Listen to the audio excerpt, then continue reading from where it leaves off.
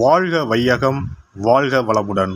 அனைத்து உறவுகளுக்கும் இனிய வணக்கம். அனைவருக்கும் இனிய ஆங்கில புத்தாண்டு நல்வாழ்த்துக்கள். நிகழும் ஸ்ரீ மங்களகரமான குரோதி ஆண்டு மார்கழி மாதம் 17ஆம் தேதி புதன்கிழமை அன்று பிரதமை திதியில் உத்திராடம் நட்சத்திரத்தில் வியாகாதம் நாமயோகத்தில் பாலவம் கர்ணத்தில் அமிர்தயோகம் கூடிய நன்னாளில் இந்த ஜனவரி மாதம் பிறக்கிறது. பிறக்கப்போகும் இந்த புதிய வருடத்தின் முதல் மாதத்தில் உங்கள் வாழ்வில் வளமும் நலமும் செல்வ செழிப்பும் பெற்று வாழ்வில் உயரிய நிலையை அடைய எல்லாம் வல்ல எம்பெருமானை வேண்டி விரும்பி கேட்டுக்கொள்கிறேன். ஜனவரி மாதத்தின் கிரகங்களின் நிலை என்னவென்று பார்த்தால், ரிஷபத்தில் குரு பகவான் வக்ர நிலையில் உள்ளார்.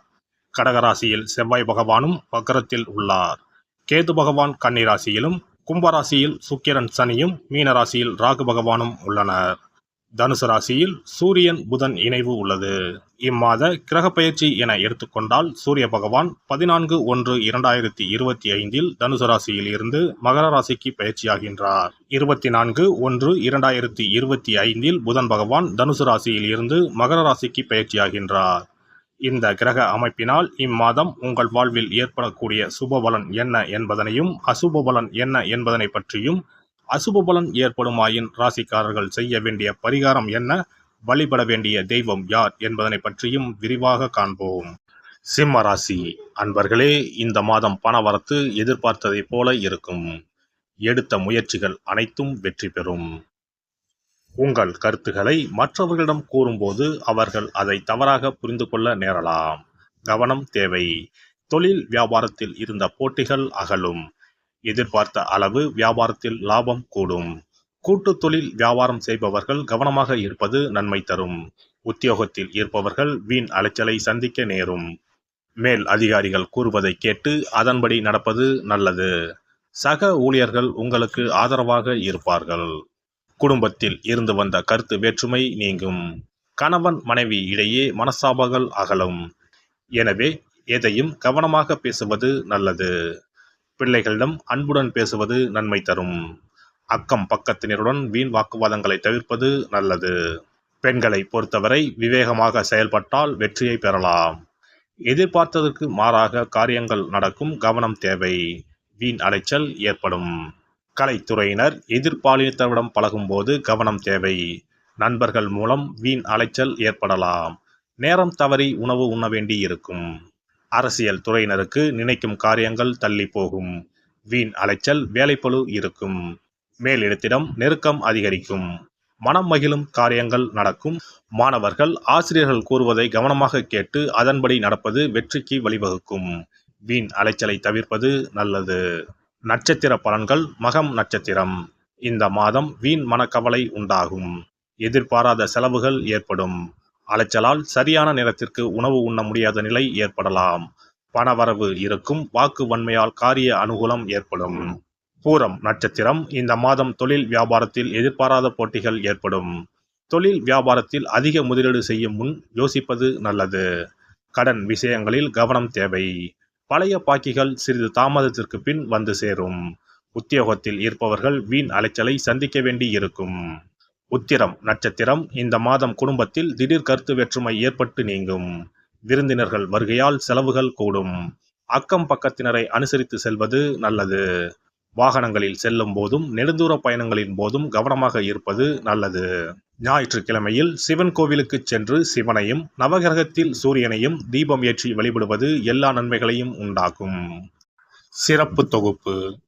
கழுத்தை நெரிக்கும் கடன் பிரச்சனையால் கஷ்டப்படுபவர்களுக்கு எளிய பரிகாரங்கள் உள்ளன. ருண ரோக சத்ரு இந்த மூன்றுமே மனிதர்களை வெல்லக்கொள்ளும். அதிலும் கடன் பிரச்சனை கவலையை ஏற்படுத்தி மனிதர்களை கலங்க வைத்து கொள்ளும்.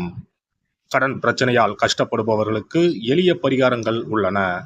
இந்த எளிய பரிகாரங்களை நம்பிக்கையோடு செய்தால் நிச்சயம் பலன் கிடைக்கும். ஒருவரின் ஜாதகத்தில் 6ஆம் இடம் கடன் ஸ்தானத்தை குறிக்கும். கடன் பிரச்சனையால் இன்றைக்கு பலரும் தற்கொலை செய்து கொள்கின்றனர். சக்கரத்தாழ்வார் அருள் இருந்தால் கண்டிப்பாக கடன் பிரச்சனைகள் நீங்கும். பெருமாள் கோவிலுக்கு சென்று சனி மற்றும் புதன் கிழமைகளில் சக்கரத்தாழ்வார் சன்னதியில் துளசி மாலை சாற்றி 12 முறை வலம் வர வேண்டும். ஒவ்வொரு முறை வலம் வரும் பொழுதும் கடன் தீர்வதற்கு மனமுருக நம்பிக்கையோடு வேண்டிக் கொள்ள வேண்டும். தொடர்ந்து 12 வாரங்கள் செய்தாலே கடன் பிரச்சனை தீர்ந்து மன நிம்மதி ஏற்படும். மேசராசியில் பிறந்தவர்கள் தயிரை கொண்டு இனிப்பு பலகாரம் செய்து ஒவ்வொரு வெள்ளிக்கிழமையும் மாலை வேளையில் பசுவுக்கு கொடுத்து வர கடன் பிரச்சனைகள் தீரும். விருச்சிக ராசியில் பிறந்தவர்கள் ஞாயிற்றுக்கிழமை அன்று லட்சுமி நரசிம்மருக்கு காய்ச்சிய பசும்பால் அல்லது பானகத்தை பிரசாதமாக வைக்க வேண்டும். 48 நாட்கள் இந்த பூஜையை செய்தால் கடன் தொல்லையில் இருந்து விடுபடலாம். ரிஷபராசியில் பிறந்தவர்கள் ஜவ்வரிசி கொண்டு இனிப்பு தயாரித்து அதை வெள்ளிக்கிழமை என்று பசுவிற்கு மாலை வேளையில் கொடுத்து வர கடன்கள் அடைந்து சுகம் பெறலாம். துலாம் ராசிக்காரர்கள் பசும்பாலை சுக்கிர ஓலையில் வில்வ மரத்திற்கு ஊற்றவும். 24 வெள்ளிக்கிழமை செய்திட நிச்சயமாக கடன் தீரும். வெள்ளிக்கிழமையில் அரச மரத்தடி விநாயகருக்கு அகலில் 11 தீபமும் 11 முறை வலம் வந்தும் வழிபட்டால் கடன் தீரும். மிதுன ராசிக்காரர்கள் தினசரி சிறிது தயிர் சேர்த்து குளித்து வரவும். கடன்கள் நீங்கும். மாலை வேளையில் சூரிய தரிசனம் அஸ்தமனத்துக்கு முன் செய்து வரவும். கன்னி ராசிக்காரர்கள் சனிக்கிழமைகளில் உளுந்து வடை தானம் செய்யவும். அதை நீங்கள் உண்ணக்கூடாது. மேலும் துளசிக்கு தினசரி நீர் வார்த்து ஒரு மண் அகலில் நல்லெண்ணெய் விளக்கேற்றி வைக்க ருண நிவாரணம் பெறலாம். கடகராசிக்காரர்கள் ஒவ்வொரு ஞாயிறும் சிறிது வெள்ளக்கட்டியை ஓடும் நீரில் விழவும். கடன்கள் வெள்ளம் போல கரைந்துவிடும். சிம்ம ராசியில் பிறந்தவர்கள் ஒவ்வொரு சனிக்கிழமையும் அரச மரத்தடியில் மண் அகலில் நல்லெண்ணெய் ஊற்றி கருப்பு திரி கொண்டு 8 விளக்குகள் ஏற்றி வர கடன்கள் அழிய வழி பிறக்கும்.